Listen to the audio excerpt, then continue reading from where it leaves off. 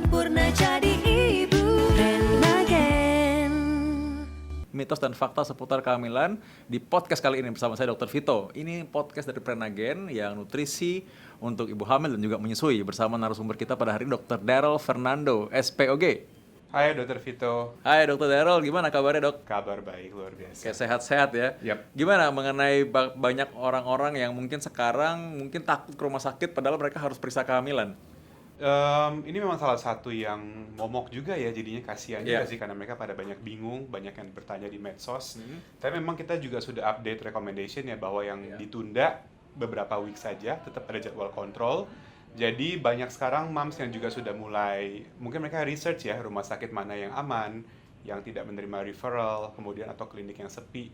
Jadi sudah lumayan lah tentang moms yang kontrol juga udah ada lagi. Jadi berarti intinya tetap kontrol kehamilan itu penting sekali. Tetap, tapi nanti ada waktu-waktu yang lebih khusus yang mungkin tidak sesering pada keadaan non pandemi. Dan sekarang untungnya juga banyak fasilitas telemedicine juga, Betul. ada live chat premium di mana kita bisa langsung konsultasi dengan dokter juga di sana. Betul.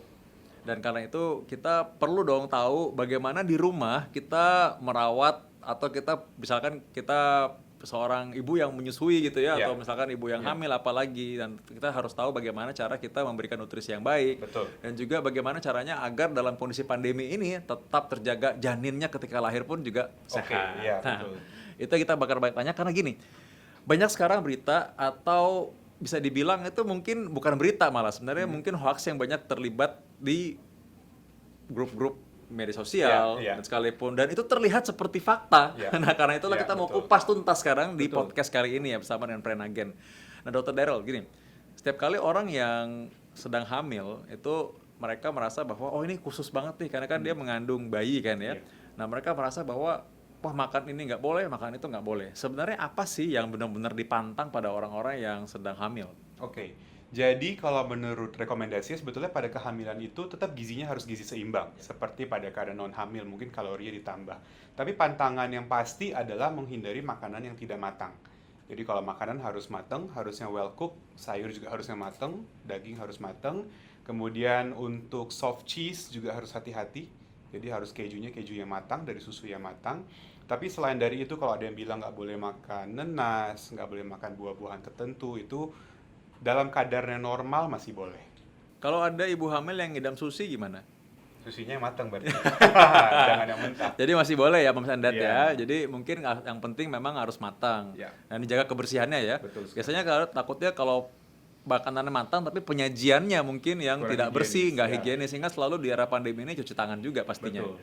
Nah juga Dr. Daryl gini, saya sekalian ya menjawab pertanyaan-pertanyaan yang mungkin banyak di DM dan juga pernah di Klik Dokter pernah ditaruh juga ya. Iya, Saya iya. menjawab sekalian ini karena pertanyaan ini sebagian menurutku adalah pertanyaan yang sering ditanyakan juga. Nah coba kita masuk ke mitos atau fakta seputar kehamilan dan juga menyusui. Ya. Benarkah ibu hamil yang duduk langsung di lantai tanpa alas bisa menyebabkan plasenta lengket? Ya, itu salah satu pertanyaan cukup sering juga ditanyakan di DM ke saya. Ini ya. fakta atau mitos jadi ya? Itu mitos tentunya. Ya, jadi banyak juga yang nanya kalau duduk di lantai karena mungkin dingin, dikira plasenta lengket. Ada juga yang lain pernah bilang kalau misalnya makan yang yang chewy, seperti misalnya makan mochi, dibilang ari-arinya bakal lengket. Sebetulnya itu mitos. Kenapa? Karena plasenta itu sendiri terbentuk dari invasi sel-sel yang kita sebut dengan sel trofoblast. Yang itu dia akan masuk ke dalam rahim, ya, dia akan membuat plasenta dan biasanya itu matang sekitar 16 sampai 18 minggu. Jadi kalau misalnya ada masalah pada saat plasentasi itu, misalnya ada bekas sesar berkali-kali yang membuat rahimnya tipis, atau dia bekas kuret berkali-kali, atau ada infeksi sebelumnya yang membuat ada kelainan pada rahim, memang dia bisa cenderung membuat yang kata orang plasentanya lengket. Tapi bukan berarti faktor dari luar seperti makanan atau misalnya duduk yang membuat plasenta lengket itu mitos. Jadi plasenta atau ari-ari ini dia ada melekat pada rahim dan bukan karena faktor luar yang menyebabkan dia Ya, jadi memang lengket ada ya. prosesnya sendiri. Ya. Oke, baik. Mudah-mudahan terjawab ya Mams and Dad ya. Ya. Dan tolong kasih tahu juga ke orang lain kalau memang pernah dengar gosip seperti ini nih ya. Lalu yang berikutnya nih, ada pertanyaannya Ya. ada banyak dari netizen itu suka kreatif loh memang ya kadang-kadang karena ini mungkin Karena kerjanya turun-temurun main HP juga. juga mungkin sekarang, jadinya di rumah buka HP terus jadinya. Iya, dan akhirnya karena memang nggak ada yang membenarkan, nggak ada yang mengklarifikasi, akhirnya tuh menyebar kemana-mana. Mungkin juga itu turun-temurun dari kapan-kapan gitu ya. Nah, karena itulah kita bahas sekarang di podcast ini. Ingat sekali lagi, ini di podcast di Prenagen yang bersama dengan Kalkari Watch ya. Lalu ini kita lihat pertanyaan berikutnya nih. Wah, ini dia.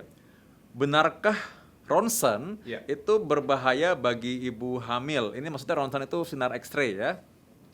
Mitos atau fakta, Dokter Daryl? Oke. Ini nggak bisa saya bilang mitos, nggak bisa dibilang fakta. Karena seperti ini. Pertanyaan pendek, jawabannya panjang, Dokter Vito. Oke. Ya, jadi memang kalau kita berbicara mengenai X-ray, maka kita berbicara tentang sinar yang mengandung radiasi. Ya, pada kehamilan kalau ditanya radiasi berbahaya atau tidak pada kehamilan, iya berbahaya. Tentu saja berbahaya. Tapi kita perlu tahu berapa weeks kehamilannya dan seberapa besar dosis radiasinya. Ya, kalau misalnya kita berbicara radiasinya, misalnya ada radiasi pengion yang dosis tinggi, tentu saja tidak boleh. Tapi kalau misalnya ronsen itu masih dalam batas sangat rendah. Ya, nanti bisa Mams lihat di paper yang nanti akan di link, nanti ada fotonya, takaran radiasinya untuk ronsen di kepala, ronsen di dada, atau ronsen di perut bahkan, secara umum itu aman pada kehamilan karena dosis ke bayinya sangat minimal, ya, dan terlebih lagi biasanya juga akan diberikan pelindung perut pada ibu hamil yang dilakukan sinar ronsen. Tapi kembali lagi sesuai dengan indikasinya, apakah diperlukan pemeriksaan ronsen atau tidak. Kalau tidak terlalu dibutuhkan, maka memang sebaiknya dihindari, Dr. Vito. Tapi kalau dibutuhkan, aman. Kira-kira biasanya dalam keadaan seperti apa seorang ibu yang hamil ternyata memang oh ini harus nih diperiksa ronsen gitu. Mungkin yang gampang salah satunya di era pandemi COVID-19 ini ya, ronsen menjadi salah satu metode screening tentunya. Dan kalau diperlukan biasanya menjelang persalinan, berarti sudah 37 minggu mungkin ke atas ya, sudah trimester 3, maka itu aman untuk dilakukan pemeriksaan ronsen. Indikasi lain mungkin ibu yang dengan penyakit paru-paru atau ibu yang dengan penyakit jantung yang membutuhkan pencitraan dengan sinar X-ray. Ya, oke. Jadi baik tenang, moms and dads ya. Jadi memang ada indikasinya, ada aturannya juga dan ada caranya untuk melakukan itu, Dr. Daryl ya. Nah berikutnya, Ya. ini benarkah kalau hamil harus bawa gunting sama peniti supaya bayinya aman? Ini fakta atau mitos, Dr. Daryl? Itu tanpa penjelasan lagi cukup mitos lah. Nggak usah dijelasin lagi ya. Mungkin daerahnya kurang aman, dokter. Jadi Tapi mereka bawa mungkin gunting itu- sama peniti. Itu kepercayaan adat atau kepercayaan setempat sih sebetulnya ya. Jadi memang kadang-kadang kita dulu tugas di daerah Jawa Barat atau di pedalaman, banyak tuh, bahkan ada yang paket komplit. Kalau Bawa dokter apa kita aja? tahu, nah, paket komplit jimat itu satu gunting Iya. disematin di kain di dada. Kemudian ada tali yang diikat di dada. Satu lagi itu ada paku sama semen ditancapin di rambut. Jadi bukan sekedar dibawa tapi dipakai maksudnya? Dipakai Oleh Jadi ibu ada- hamilnya? Iya, dipakai oleh ibunya dengan katanya tuh tujuan buat ngejaga anaknya gitu.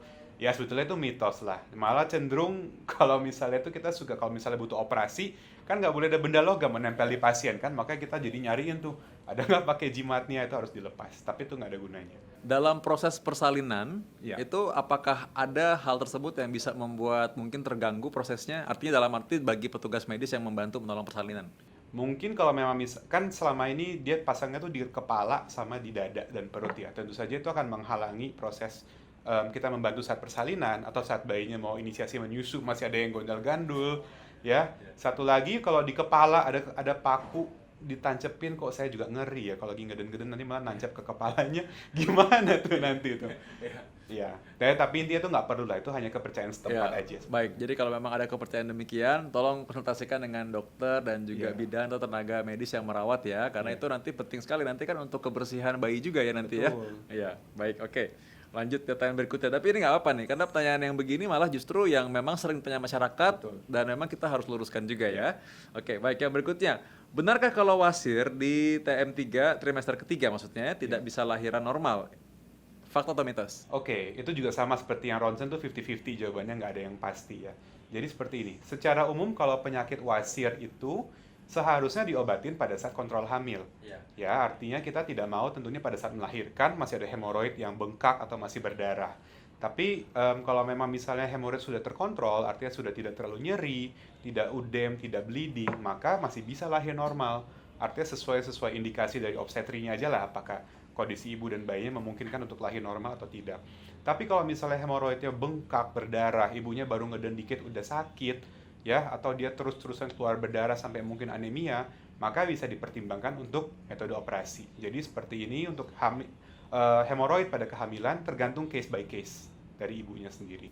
Dan ini kembali lagi salah satu kepentingan seorang yang mau menjelang melahirkan itu ada kontrol juga ya. Betul, kalau ada keluhan disampaikan biar bisa diobatin dulu, jangan sampai pas bayi keluar malah hemoroidnya lebih gede dari kepala bayinya, kan nggak lucu. Ya. Malah jadi sekarang pentingnya adalah tadi sekalian kontrol juga dan juga jujur kasih tahu ya apa yang terjadi, Betul. apa yang ada dan konsultasi dengan benar nanti ya.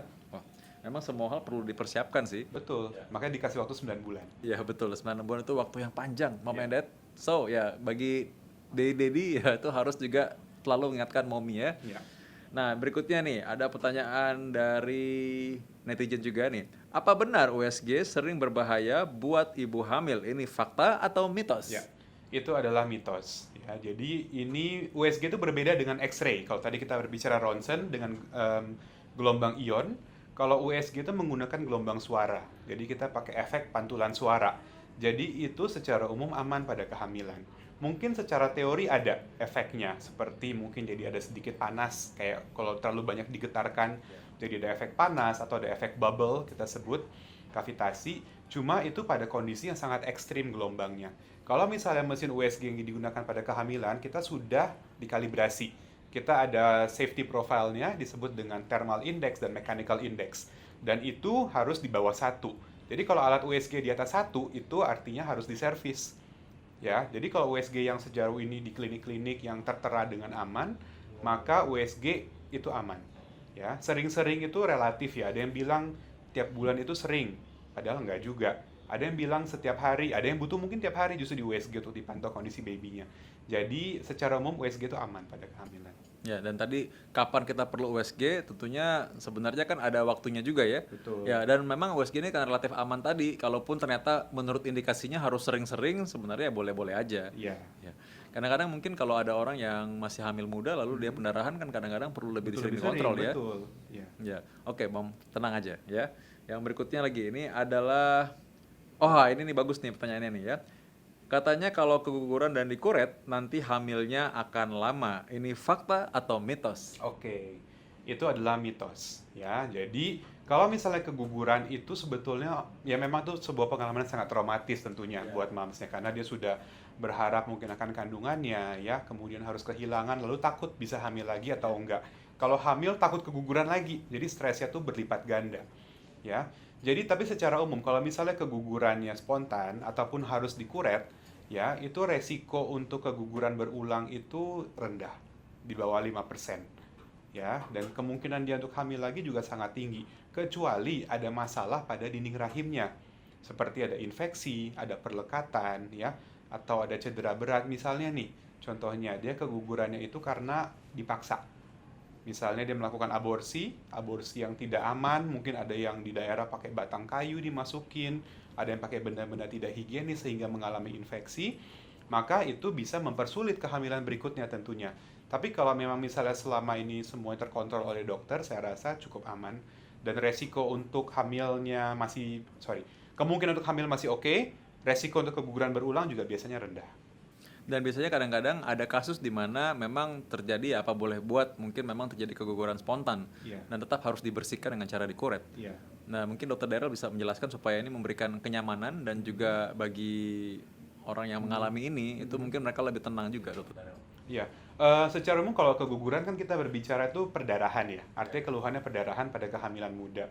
Itu sebetulnya secara umum ada dua cara membersihkannya, ya. Intinya kalau ada perdarahan karena keguguran harus dibersihkan jaringannya. Bisa dengan penggunaan obat-obatan atau dengan cara dikuret. Yang mana yang dipilih ini juga case by case, ya. Banyak faktor yang dipertimbangkan, perdarahannya aktif atau tidak, kondisi ibunya bagaimana, HB-nya bagus atau tidak, ya.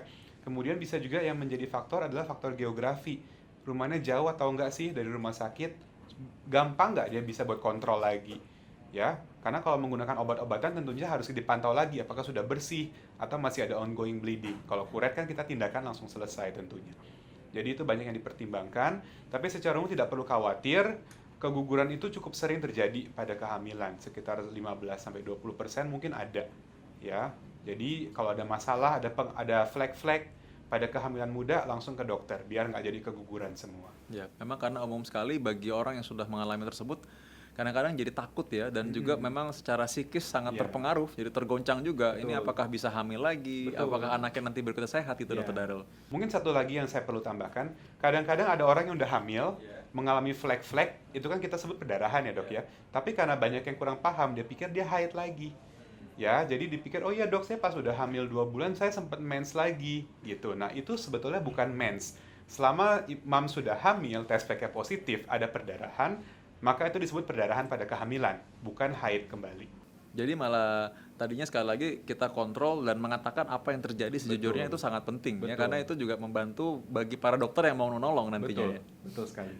Nah, ini pertanyaan-pertanyaan ini saya rasa seringkali kalau tidak kita luruskan memang jadi ketakutan malah. Justru kalau kita kasih tahu seperti ini, Mom and Dad bisa lebih tenang, dan juga kasih tahu kepada orang-orang lain yang mungkin lagi hamil juga supaya mereka tenang juga ya. Betul. Baik, Dokter Daryl, ini salah satu juga yang sering ditanya nih ya. Ini mitos atau fakta, setelah operasi miom, ada kemungkinan besar akan tumbuh lagi. Oke, ini very good question nih Dr. Vito nih. Jadi memang kalau miom itu penyebabnya kita nggak tahu apa. Ya, miom itu kan adalah tumor jinak dari dinding rahim. Artinya dia kayak, saya kalau jelasin ke pasien awalnya kayak ada daging bakso nempel di rahimnya. Yang daging bakso tinggal dikorek, itu yang diambil dengan cara operasi. Nah, miom itu kita bisa bilang ada bakat genetik sebetulnya. Karena ada beberapa kelompok orang, ada beberapa kelompok ras yang mungkin lebih predisposisi untuk mengalami miom. Ada juga yang bilang ibunya miom, dia menjadi miom bisa juga. Tapi penyebab pastinya kita kurang tahu. Nah, untuk rekurensi operasi miom ini memang ada. Ya, jadi kalau dia sendiri sudah berbakat, seperti kita kalau cedera, misalnya kita ada luka, kita bisa bakat untuk keloid misalnya. Sama seperti miom itu bisa ada bakat untuk tumbuh lagi. Dan resikonya itu mungkin dari berbagai paper antara 15-40% kemungkinan kambuhnya per tahun. Jadi misalnya tahun 2020 operasi miom, bisa aja pada tahun 2022 udah ada resiko sekitar 30-40% dia untuk kambuh lagi. Nah, jadi dengan demikian memang sekali lagi memang tergantung juga case-nya juga ya, karena ada faktor genetika juga di sana. Jadi nggak selalu tuh ya dia bisa muncul lagi. Dan miom ini buat bagi para moms and dad juga kalau misalkan menghadapi kasus seperti ini ya, atau tahu ada keluarga yang menghadapi juga kasus seperti ini. Ini miom ini beda nggak sih dengan cancer yang ganas?